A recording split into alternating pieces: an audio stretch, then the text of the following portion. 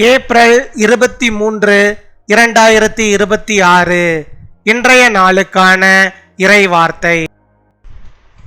கர்த்தர் தேசத்திற்கு நல்ல தலைவர்களை எழுப்பி நீதியாலும் ஞானத்தாலும் வழி நடத்துவார். May the Lord raise good leaders for the nation and guide with justice and wisdom.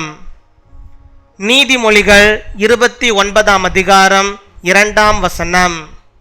Proverbs chapter 29 verse 2.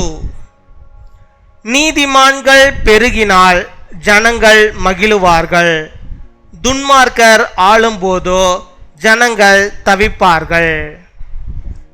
என் அன்பு சகோதர சகோதரிகளே, கர்த்தர் நீதியான ஞானமுள்ள தலைவர்களை எழுப்புவாராக.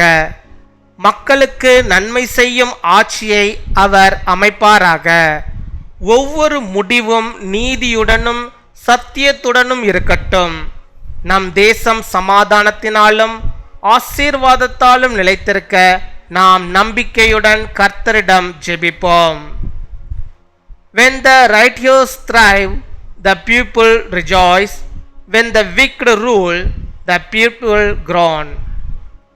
My dear brothers and sisters, may the Lord raise righteous and wise leaders.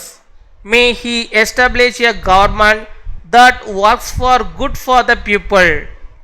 Let every decision be made with justice and truth.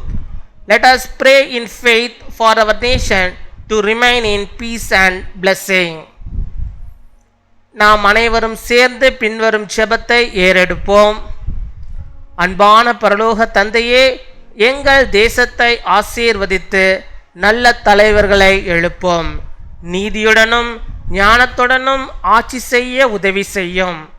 எங்கள் தேசத்தில் சமாதானமும் ஒருமைப்பாடும் நிலைத்திருக்கட்டும். உமது சித்தம் எங்கள் தேசத்தில் நிறைவேறட்டும். இயேசுவின் நாமத்தில் ஜெபிக்கிறோம். ஆமேன்.